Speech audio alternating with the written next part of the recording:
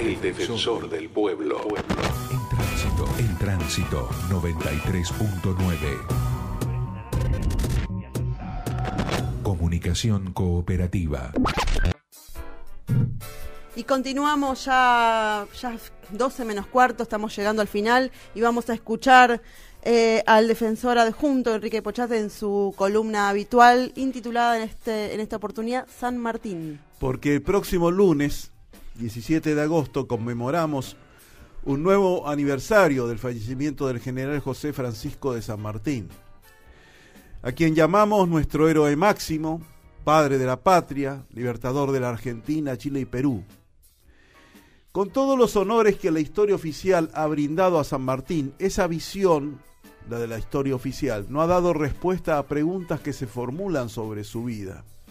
Y cuando digo la historia oficial, me refiero a la que tradicionalmente se ha enseñado en nuestros colegios, la que hemos recibido, salvo excepciones, en la enseñanza. Una historia que tiene como expresión más conocida la vida de San Martín escrita por Bartolomé Mitre. Esa historia nos muestra a un San Martín argentino con un ideario independentista que decidió librar a estas provincias del yugo español y por extensión también ayudó decididamente a la independencia de otras naciones. Pero esa visión de la historia no nos explica satisfactoriamente por qué el capitán del ejército español, San Martín, vino a América, luego de luchar durante años en el ejército español, en el que se formó principalmente contra la invasión de la Francia de Napoleón a España. No explica tampoco esa historia por qué San Martín se fue de la Argentina y no regresó, muriendo fuera de estas tierras en Francia. Para responder a estos interrogantes se requiere comprender qué concepción anidaba en la conciencia de quienes actuaron a principios del siglo XIX en América y que se jugó durante esa primera mitad del siglo XIX en nuestro continente. Porque esto nos explicará no solo las decisiones de San Martín, sino también nos mejorará el conocimiento de nuestra propia historia argentina y americana globalmente. Nos hemos acostumbrado a celebrar dos fechas patrias, el 25 de mayo y el 9 de julio. Y decimos que el 25 de mayo se conmemora el primer gobierno patrio, la constitución de la primera Junta de Gobierno en Buenos Aires, y que el 9 de julio es la declaración formal de la independencia.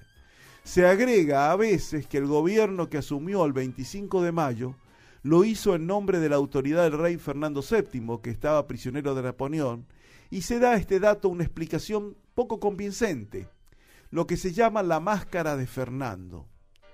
Los patriotas, en realidad, según esta visión, querían la independencia, pero como el pueblo no estaba preparado, habrían disimulado su propósito invocando la autoridad del rey de España.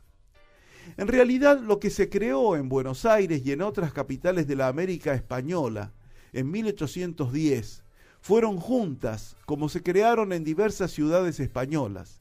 Estas juntas gobernaban realmente en nombre del rey cautivo, porque desconocían la legitimidad del rey impuesto por Napoleón, su hermano José Bonaparte. Las juntas se formaron en América porque en España la Junta Central, que gobernaba en nombre del rey, que estaba en Sevilla, había caído también en poder de las tropas francesas y se habían formado a su vez juntas. Justamente el reclamo era juntas como en España. No había autoridad en España que sostuviera los principios de democratización, la propuesta de renovación que procuraban abrirse tanto en la España europea como en los dominios americanos. Los renovadores, tanto civiles como militares y también sectores del clero, tenían la expectativa de que al acceder Fernando VII al trono no dirigiría esta renovación. Por eso gobernaban en su nombre, esperando su llegada. La visión opuesta estaba dada por los absolutistas, los que querían mantener el orden antiguo de falta de democracia, de mantenimiento de las estructuras de autoridad vertical, de privilegio de los sectores vinculados con la llamada nobleza. Contra esto se luchaba tanto en España como en América. Cuando cayó la Junta Central en Sevilla, estos sectores conservadores y absolutistas conformaron un consejo de regencia que exigió obediencia y que desconoció la autoridad de las juntas locales. En el virreinato del Río de la Plata, la autoridad del Consejo de Regencia fue reconocida en Montevideo. Allí se impuso al virrey Vigodet, ya que no podía gobernar en la capital del virreinato, en Buenos Aires. La lucha, pues, no era entre españoles y americanos, sino entre la revolución democratizadora y el absolutismo. En marzo de 1812 desembarcaron en Buenos Aires algunos militares españoles nacidos en América: San Martín, Carlos María de Alvear, Zapiola. Ellos habían luchado por la independencia en España contra Napoleón y participaban de estas ideas de renovación. En España parecía menos promisoria la victoria de estas ideas en esos momentos. En cambio, en este continente se libraba una lucha denodada y había expectativa de que se impusieran. Por eso su aporte de militares con formación profesional era de gran importancia y podía ser decisiva para el triunfo de la revolución. Eso seguramente explica que el militar español José de San Martín, a los 34 años y con el grado de capitán, ofrezca sus servicios a Américas, de donde había partido con su familia española cuando tenía 6 años. El llamado de la tierra, que se ha procurado dar como razón para su regreso, no es explicación suficiente. Esa breve experiencia de la niñez en las misiones guaraníes seguramente dejó una marca, pero las decisiones del militar adulto requieren esa visión de lo que se jugaba aquí y en España. La visión democratizadora tuvo una expresión de importancia en ese mismo año 1812 en la península con la Constitución de Cádiz. Esa Constitución reconocía la participación de las provincias americanas como parte de España. Varias de sus disposiciones, la participación en el gobierno de los representantes elegidos por el pueblo, la prohibición de los tormentos, la anulación de los privilegios de la nobleza, fueron recogidas por la Asamblea de 1813. Cuando Fernando VII regresó al trono en España, desconoció la Constitución de Cádiz y la autoridad de las juntas surgidas en América. Propuso una afirmación de la autoridad absoluta del rey. Ante eso, la revolución en la América española tomó entonces decididamente un proyecto de independencia. En ese proyecto, San Martín participó decididamente. Era un proyecto de independencia americana, no de cada país en particular. Por eso San Martín y quienes lucharon en el ejército de los Andes no consideraban ir a tierra extranjera cuando batallaron en Chacabuco y Maipú, ni cuando llegaron a Lima y declararon la independencia del Perú, ni los peruanos creían que un gobernante extranjero estaba al frente cuando declararon a San Martín protector del Perú. Se trataba de la independencia de la monarquía europea y de toda otra potencia extranjera en el marco de la gran revolución americana. Una revolución que triunfó también porque en el ejército español anidaban incluso estas ideas de renovación. En 1820, las tropas que al mando del general Riego debían partir de España para sofocar la independencia americana se sublevaron. Fue un acontecimiento decisivo para el avance de la revolución en América. También esas ideas estaban de alguna manera en el virrey La Serna, cuando negoció con San Martín su retiro de Lima. Y esas disensiones en los sectores españoles posibilitaron el triunfo de los ejércitos americanos en Junín el 6 de agosto de 1824. Y tampoco la historia oficial explica por qué San Martín, luego de regresar del Perú, luego de su renuncia en 1822, no se quedó en la Argentina por mucho tiempo y se fue a Europa. Llegó a Mendoza en enero de 1823, pidió autorización para regresar a Buenos Aires y a reencontrarse con su esposa que estaba gravemente enferma.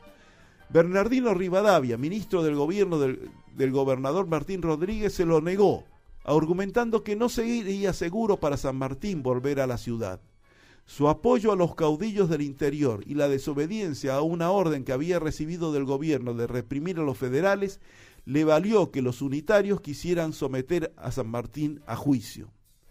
Al empeorar la salud de su esposa, viajó a Buenos Aires, pero al llegar su mujer ya había fallecido el 3 de agosto de 1823. Viajó entonces a Europa con su hija. Luego quiso regresar al país y llegó incluso en barco hasta la proximidad de Buenos Aires en marzo de 1829. Pero el golpe contra Dorrego y su fusilamiento le indicaron que se habían impuesto sus contrincantes y la Argentina unitaria no era para él un lugar seguro. porque San Martín tuvo enemigos en un sector de la Argentina, el del Rivadavia, el sector unitario. No lo querían, no apoyaron sus planes de lucha por la independencia americana, que ellos sí consideraban algo ajeno. San Martín, hasta su muerte, estuvo pendiente de América, mantuvo comunicación con sus compatriotas de Perú, de Chile y de la Argentina. Recibió hasta su muerte un sueldo del gobierno de Perú, que lo ayudó a vivir junto con el apoyo de su amigo Alejandro Aguado, antiguo compañero de armas en el ejército español. Legó su sable al gobernador Rosas en reconocimiento de su lucha patriótica contra los invasores ingleses y franceses. Este San Martín revolucionario, americano, que no quiso desenvainar la espada en luchas internas, pero sí luchó por la independencia y legó su sable a quienes continuaban la lucha por la soberanía, es el que conmemoramos el próximo lunes y recordamos cada día. Y entre penumbras del perfil se ve cruzar por la azotea de aquel fuerte una visión. Es la silueta de Falucho, el negro fiel, que está velando por su patrio pabellón, mientras ignora que a muy pocos metros de él, tramando estando de su bando una traición. Y al brillar el sol en Lima, mira el negro a su bandera, mientras que por la escalera una tropa se aproxima, se da vuelta ante el tropel de esa patrulla ofuscada.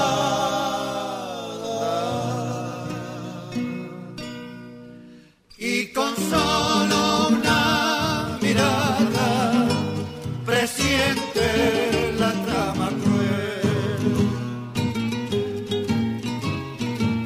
Mira de frente a aquellos criollos, los que ayer en San Lorenzo, en Chacabuco y en Maipú, como él lucharon sin desmayo hasta vencer juntos al héroe que nos diera Yapeyú. Y al contemplar que es uno de ellos el que al fin llega y le ordena de bajar su pabellón, dice Falucho, para ser tan falso y ruin, no puso Dios en este negro un corazón. Muera, muera el insolente, grita la turba traidora, y una descarga sonora da en el pecho del valiente, y ya próximo a su fin, viendo en tierra su bandera,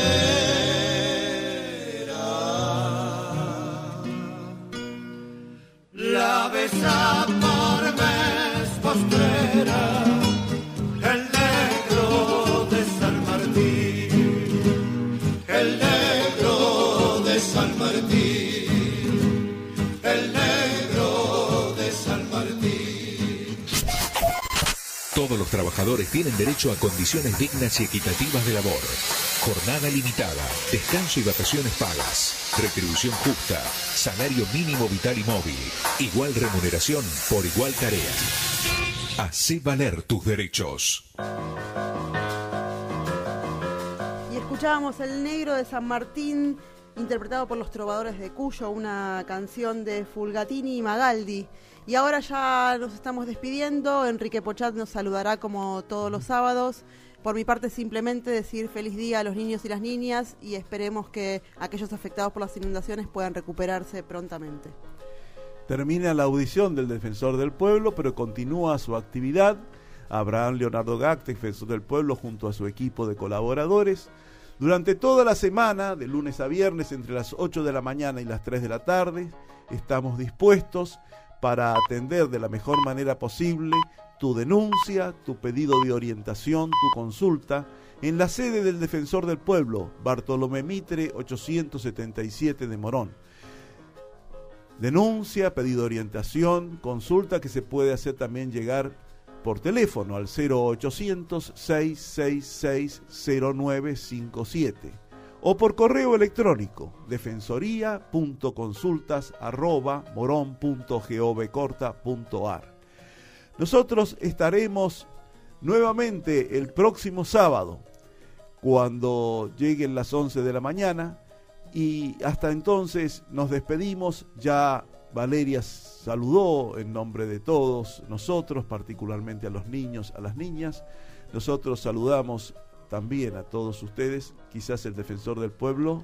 Desde luego también un gran saludo y sobre todo deseando que este Día del Niño, que es tradicionalmente un momento familiar fundamentalmente, también lo puedan hacer aquellas familias que se han visto obligadas a dejar sus casas. Supongo que volverán y sobre todo volverán con una necesidad de colaboración y de solidaridad que le hacemos llegar verbalmente nosotros, pero sabemos que muchísimos ciudadanos, habitantes de este suelo, están colaborando para mitigar en lo posible este dolor inmenso que supone sufrir la acción de la naturaleza sobre los hombres que tampoco los respetamos mucho.